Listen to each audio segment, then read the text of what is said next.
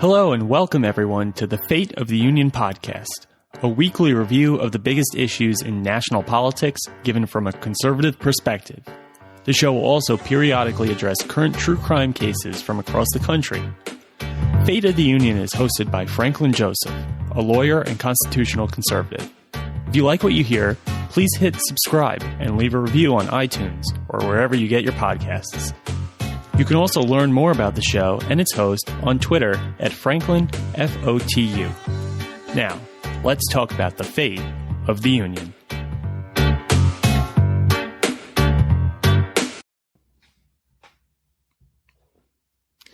Hello, everyone, and welcome to this inaugural episode of the show. This is Fate of the Union podcast, and I am your host, Franklin Joseph. Since this is our first episode together, I wanted to give a little bit of background on myself, the outlook for the show, what we'll be talking about each week, and so on. First, as mentioned in the intro, my name is Franklin Joseph. I am a lawyer practicing in what you would describe as a deep blue state, a state in which many would think it's a waste of time for someone to cast their vote for anyone but a Democrat or the incumbent, but I repeat myself. Anyway, I've been involved in not only practicing law for several years now, but have also helped with some local Republican campaigns in the area, saw many of those candidates win on election day, and even served on one of their staffs for some time before heading off to law school. I have thought for some time now that my interests in conservative politics and the law would eventually merge into some kind of outlet, whether it be an alternative career path within the practice of law, a hobby, some kind of mixture of those things. So I think this podcast is a manifestation of the combination of those interests, of those previous work experiences in school and my studies. So I think where this podcast will be going in the future is addressing on a weekly basis the biggest issues in national politics. And that brings us to the show itself, the name of the show, Fate of the Union. Of course, a not so subtle pun on the annual State of the Union address given each year by our president. And for the past several years, of course, has been President Trump's own personal dunk contest of sorts, in which he, politically speaking, has made it a point to pull off perfect 10 dunks time after time, whether the issue be economic growth, judicial appointments, or the ever more culture wars that conservatives have found themselves making some headway in since 2016. Certainly not a strong point of the conservative or Republican movement at large, going back several decades. You can look into previous fights over the content of primetime television shows dating back to the 60s and 70s, especially on sitcoms and late night television, battles that conservatives have consistently found themselves on the losing end. So really for the last 4 years since 2016, conservatives have made the first real headway, have gotten some real traction for a lot of the culture wars issues. The two biggest areas would probably be college campuses, although that is always an uphill battle. If you see the breakdowns of any given larger public university in America, they're going to be something to the tune of 90%, and that's probably lowballing it, far left, progressive bent to its faculty. But conservatives have made some very strong inroads in that battle. You've seen bigger speakers like the Ben Shapiros and Young America's Foundation, and even some dissident voices on the right actually making appearances on college campuses across the country, with the big reception of the whining and the moaning and the groaning. But nevertheless, that's something that maybe a few years ago we wouldn't have thought that we'd be seeing as much on college campuses. So while that fight, again, is a tough task, it's quite a battle going forward, but there's some good progress to be seen there.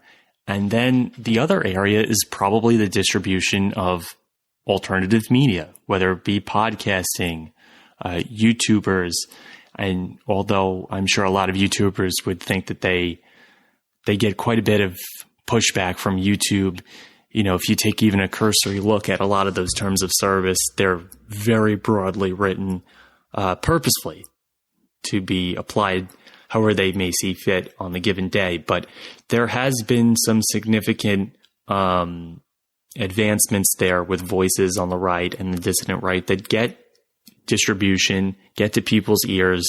And I think that that's something that we should look to build upon here going forward beyond 2020. But in this kind of 4-year segment since the last election, those are trends and fights that you like to see conservatives doing as well. And if you are on this side of the political spectrum.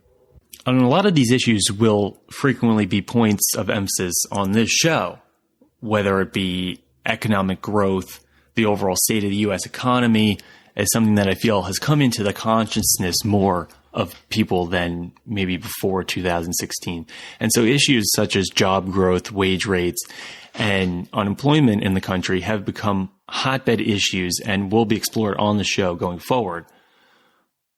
Also, I know firsthand from studying pretty intensely in law school and beyond that judicial nominations and appointments on all federal benches, not just the United States Supreme Court, are much more important than the attention that they would sometimes get, especially on a national stage and the national media.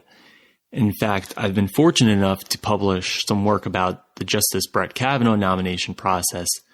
So that spectacle has been seared into my brain, like I'm sure it has for many of you. It was certainly a fight that hadn't been seen in quite some time, and a lot of people like to draw similarities to the Justice Clarence Thomas nomination back in the early 90s. But with the advent of social media, with political issues really being thrust into the public's face on a constant basis, I think that the fight against Justice Kavanaugh was particularly public, particularly graphic. And so in the future, we might even dedicate a whole episode to the Justice Kavanaugh nomination process and kind of look in a review in 2020 of where Justice Kavanaugh has come since then. Certainly, he hasn't been a true steward of judicial conservatism, of originalism that maybe he was advertised as during the nomination process, but that is probably worth a look at sometime in the future as well. Also, this show going forward will review States of the Union addresses, certainly presidential debates coming up into 2020, obviously a presidential election year. We look like all signs are pointing at this point for Joe Biden versus the incumbent President Donald Trump. And I think what's going to make this show particularly different than maybe some other conservative-minded shows that you maybe subscribe to, give a listen every now and then, is that I will make an effort to cover some contemporary, I suppose you'll call it true crime cases, that certainly is not in the public consciousness on a national stage. A lot of times these are local issues. The vast, vast majority of criminal law on the books are state-level crimes, unless there's an appeal for constitutional issues regarding the initial trial of state law crimes, or a crime that has to do with trafficking, some kind of interstate travel. You're not going to see jurisdiction in a federal court. It's mostly going to be venued in a state court.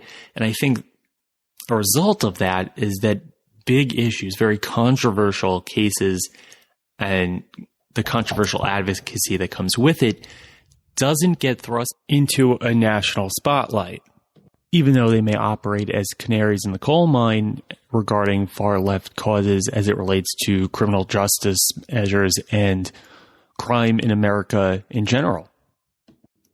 And a good example is that of Kevin Cooper. Now, this case was just recently featured on one of the Sunday night primetime news shows on cable television. And just as a primer on the case. Briefly speaking, the case involves a black death row inmate by the name of Kevin Cooper. And Mr. Cooper right now is in prison for the real gruesome slaughter of a family of white, upper middle class California family, as well as the unrelated rape of another woman and an escape from minimum security prison to boot.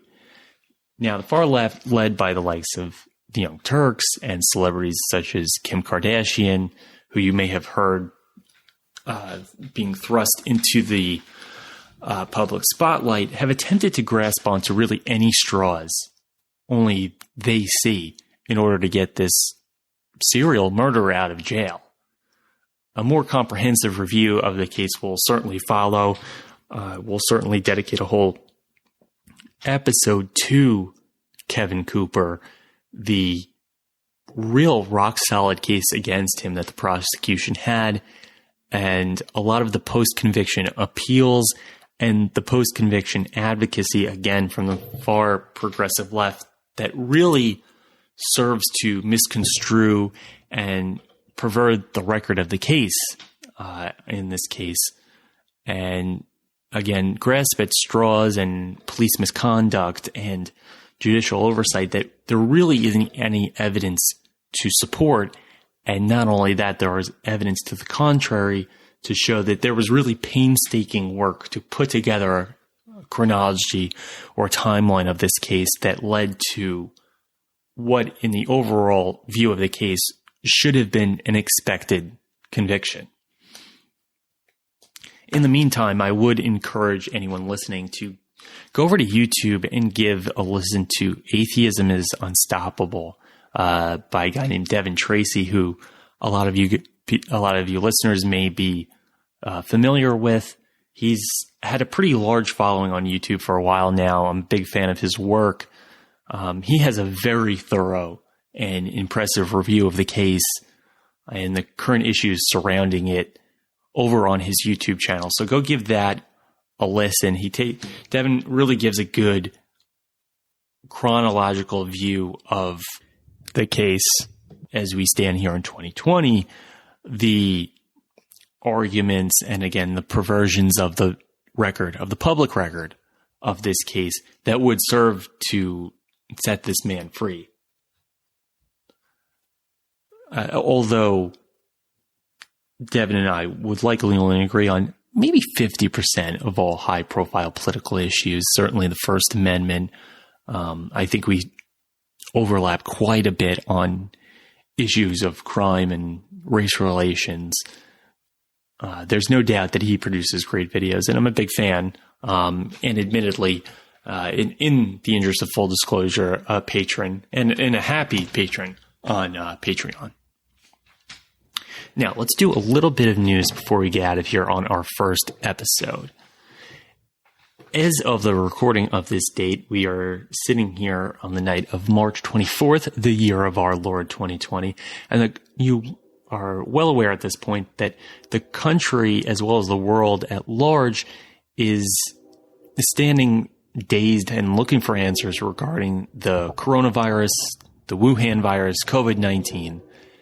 And across the states so far, we've seen a full spectrum of responses from our government officials, whether it be ordering lockdowns on everyone besides quote-unquote essential workers, depending on the particular government's definition of that, imposing curfews, etc.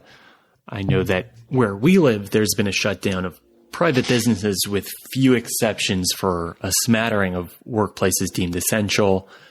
Some of those exceptions are given out to, obviously, medical providers who are certainly operating at top capacity, or at this point, maybe even beyond top capacity, and some service industry workers as well, albeit now on a completely delivery curbside basis. So here's my thoughts on the whole Wuhan virus, where we are now on March 24th, and a little bit of an outlook going forward. In full disclosure, we're going to have a whole episode on the TDS, the Trump derangement syndrome, that has really come to the forefront, maybe like in no time in the past, even in the wakes of the 2016 election, in response to President Trump and his administration's actions and measures taken to combat the virus. And we'll also go over the media's perversion of his words and his record yet again. And then, of course, no review of Washington, D.C. would be complete without a comprehensive review of the obstructive politics of the Democrat left.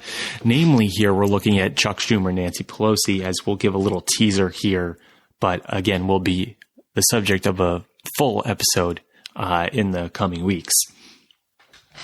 First, I think that the shutdown of private businesses first hit me as an overreach, almost like a kind of nanny stating of private employees. But I have to say that I've seen firsthand how adaptable businesses are, and I think that's a product of working and operating a business in 2020 with the capabilities of telecommuting, remote working information systems, and the like. So I think in today's age, we are especially capable of handling this kind of shutdown, but only for so long. And that brings us to the outlook going forward, in that, is there any end in sight? When should it be? And what conditions or characteristics, both in the infection rate and the general public's willingness and ability at large to get back to business, to get back to American life as we knew it? And I think the most reasoned and measured approach to this comes from Stanford biophysicist and actually Nobel laureate by the name of Michael Levitt. Now, he's gone on the record recently to say that the COVID-19 crisis has played out in multiple countries, of course, but his contention here is that nevertheless, the spread into multiple countries, this threat is less severe than the media has portrayed it to be. And it might actually be over sooner than most think. Certainly most people in the mainstream media would have you believe. He's even stated publicly recently that, quote, the real situation is not as nearly terrible as they make it out to be. And he goes on to say, in the end, quote, we're going to be fine. I think that this account and this forecast going forward is especially useful because Levitt, for his own credit, has impressively forecasted previous benchmarks concerning the virus. In fact, he accurately predicted the slowdown of cases in China. He is one of several experts that still maintains that the threat of the virus is less severe than many reports have made it appear in recent memory. In a report published by the LA Times on Sunday, Levitt went on the record and assured the public that the world and the U.S. are indeed going to survive the virus, that the virus will begin to decline more rapidly than some are projecting, which is obviously good news for the economy, good news for Americans going back to life as we knew it. Particularly measured in his response, and would give us a realistic yet nevertheless optimistic outlook going forward for where the U.S. will be in the coming weeks. In a report published last February, Levitt predicted with astonishing accuracy, actually, how China's cases would end up, saying that around 80,000 would contract the disease, and among those, around 3,250 would perish.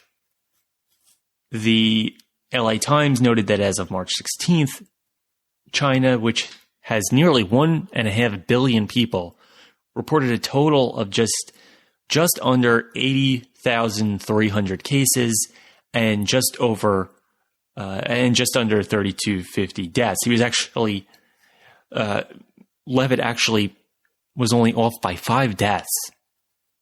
related to the coronavirus in his prediction, which is really an astonishing forecast to be in the neighborhood of tens of thousands contracting the disease in one country during a pandemic, and to have your prediction for the number of deaths in this country, the country of origin of this disease, no less, and be only 5 off is really remarkable accuracy. And I think that gives this take a particular air of reliability going forward.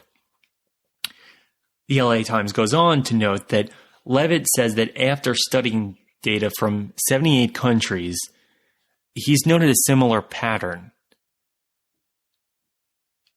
What we've seen in China in February, the rate of case increases will continue to decline and likely signal the downside of a spread curve, the kind of flattening of the curve, and maybe we are closer to the backside of that curve again than a lot of people in the media would have you believe.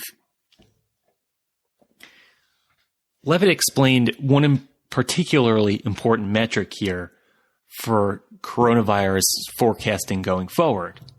Levitt focused on particularly the number of new cases, not the total number of cases accrued over time. The new cases data allows you to see more clearly the rate of spread, which is really a primary concern for where we are. If we see a lower rate of spread for 1 month as opposed to a previous month, that we can be assured that we're at least heading in the right direction. Again, we are heading in all hope towards the back end of the curve.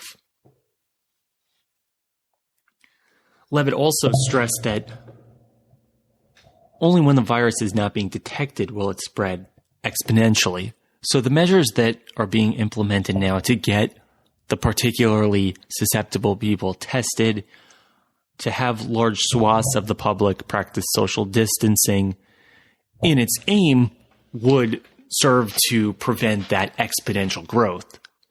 Levitt went on to say and make clear that he generally agrees with the U.S. government imposition and encouragement of social distancing measures as a way to help curb the spread for now, but was also certain to suggest that fears are being overblown in large part because of the media focusing on, again, the total number of cases and not on new cases for a certain span of time as opposed to a previous period, thus showing where we are in a rate of spread as opposed to, say, the previous month, the previous few weeks, and so on. The Daily Wire published, again, Daily Wire is Ben Shapiro's outlet. You can follow them online at the Daily Wire. They noted that Levitt has offered a similar message in previous weeks, underscoring the importance of populations and governments not allowing panic to determine their response to the pandemic, and stressing that most people will remain healthy and humanity will survive. And that little snippet there, that quote, most people will remain healthy and humanity will survive, close quote. I think that's a fair and reliable summation of where we are with the virus and where we should see this going forward. If people follow the directions of social distancing, if the testing is done for those who are most susceptible to the virus, people with lower immune systems, the elderly, people who have tangible systems, not people being panicked into getting a test just because they hear hysteria on the TV.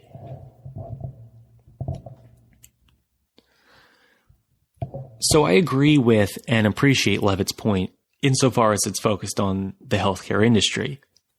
In the past, I've represented some pretty large metropolitan-based hospitals and health facilities, some in very well-to-do areas of upper scale affluent areas of the city and some that are in lower income, impoverished areas of the cities.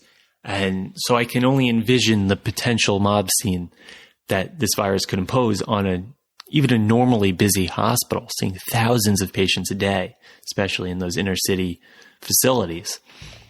The potential to have tens of thousands of coronavirus cases in a particular large city, in a particular accumulation of boroughs, say in the 5 boroughs of New York City, in the bigger urban areas of California, would of course be added on top of a myriad of other issues that patients have checking into the hospital on any given day. It's important to remember that we are at the end of March, so a lot of symptoms people could be feeling are perhaps just the seasonal flu, maybe pneumonia. But if you're, again, particularly susceptible to the dire effects of the flu or other illnesses, you're in need of hospital care just the same, even if it doesn't end up actually being the coronavirus implicated and a coronavirus diagnosis. So I think the measured approach of confirming and reassuring people across the country that their measures will make a difference, social distancing, remote working will make a difference, will add to American hospitals tending to only those who have symptoms, of only those people who are in particular need of care for a potential coronavirus case. And that, again, will lead us more quickly and more reliably to that backside of the curve and hopefully enter American life and American business as we knew it to be normal before this outbreak occurred. In fact, Levitt pointed to this very issue in that LA Times piece. He said, quote, "It can end up in a situation where 20,000 infected people will descend on the nearest hospital at the same time and the healthcare system will collapse," end quote. And that's a particularly worthy observation. Again, hospitals operating at an unusually high capacity, seeing thousands upon thousands of infected people or potentially infected people descending on the hospital could really lead to a break and an overbearing on that particular hospital, especially if it is in a lower income area where medical or healthcare services aren't as plentiful in the nearby area. I think it's reasonable in the end to assume that when taking the account of experts like Levitt, combined with a certain effort in social distancing, that perhaps around Memorial Day weekend, which is a safe guess given the administration's current optimism about the situation, that Memorial Day we will be at a point where we'd be at least able to congregate with a group of loved ones, with close family in our homes, which would show some reintroduction into normal life from the sequestering that we're living in now, even if we are short of a full reintroduction into frequenting public places, gathering in large groups, that you would hope that there's some introduction back into normal American life, that we can see some kind of progress in our interactions with each other and getting back to life as we know it. Going forward, though, I think that many aspects of American life will resume, but invigorated with a heightened sense of safety, such as enhancing remote working opportunities, introducing more telecommunications into the workplace, and so on. A lot of younger employees may be pleasantly surprised as one result of the social distancing measures that are being implemented is that it will bring some businesses kicking and screaming into current year, into operating with a full benefit that the current state of technology in 2020 brings. I know that personally, a lot of aspects of my practice of law, a lot of aspects of other young professionals that I went to school with, the physical on-site FaceTime is really not a daily need. And I think being forced to operate a business like this will force some employers to recognize that it's simply not needed to drag people into a physical building every day when they could just as easily and maybe even more comfortably accomplish their tasks remotely.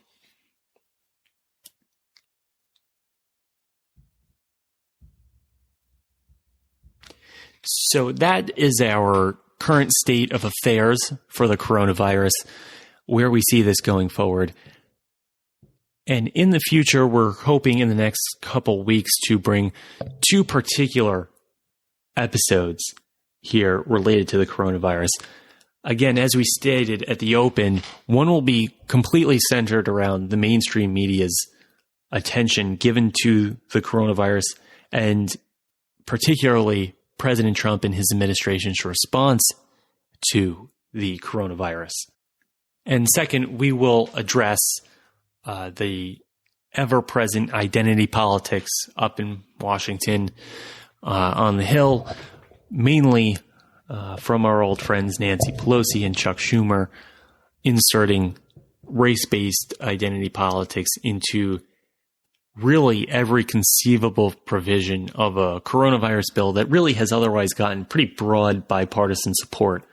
I know that particularly Tucker Carlson recently in the last week did a very good segment on the identity politics being played up in Washington that has really prevented funding and a relatively concrete relief package being fully enacted on a national stage. So we'll get into that as well going forward.